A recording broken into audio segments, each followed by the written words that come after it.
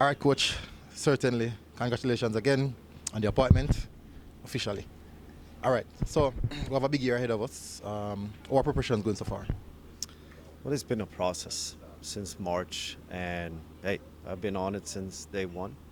But March, obviously, exception July, and then September, October, November, no, because of the schoolboy. So domestically, I feel pretty comfortable with what I've seen and assessed so far, and it's a fair number based on how many players that are playing. And the oldest players can only be 2005 because the World Cup is not played 2024, it's played 2025. So that's why.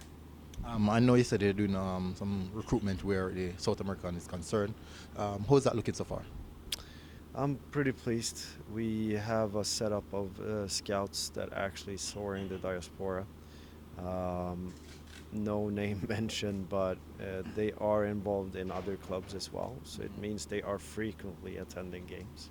So I'm happy about that. So they've been properly assessed. Regarding your work condition and the tools that have been given to you, are you pleased with that so far? I'm pretty open much to whatever I can do, and it's really up to me as well to make it better. So far, of course, people might have said should have played some game during the year, but fair play to them. It should have been played yesterday against Portmore in a scrimmage. But for me, I also wanted to convert from what they are into a training environment to actually see who they are. So yeah, and it's gonna be more intense now, January, February, and then qualifiers, and then what I expect us to do is go for the summer qualifiers as well.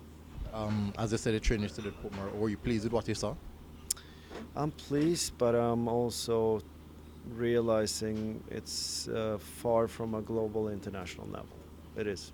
All right. So, what would you say are some of the things that we need to improve on where to get on that level, and also where you're bringing in the other aspects of, because you mentioned numbers surround, because it's very important where scouting numbers are concerned. It's very, very important. We cannot negate that. Yeah. How far away from the numbers that you said you use Denmark and Uruguay as a benchmark, and what percent, if those are 100%, what percent are we at right now? Extremely far. About 10%? No, not even close. But we have to do with what we have. It's still mine. I'm always digging where I'm standing, right? So I'm not here to complain, but we have to realize publicly what we're up against. So for me, it's more, we're looking at the semi-professional level at the JPL. Okay, what kind of minutes do we aggregated there? But ideally and I can put that on, a player who wants to go for the professional route, ideally I would say a JPL debut has to happen between 16 and 17.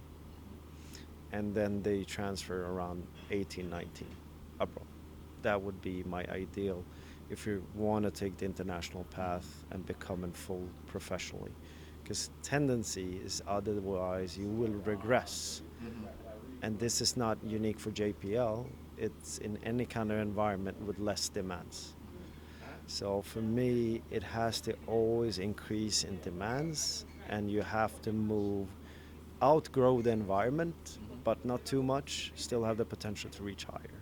So I would say Shamar Nicholson had that pathway too, 16 to 18 in JPL, then out.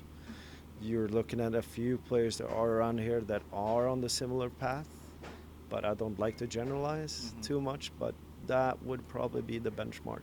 And from that point, for me, is to, okay, what can we do, Jamaica U20s, to propel them even further and bring them closer to the first team. All right, coach, and well, hopefully we have a good 2024. Hopefully.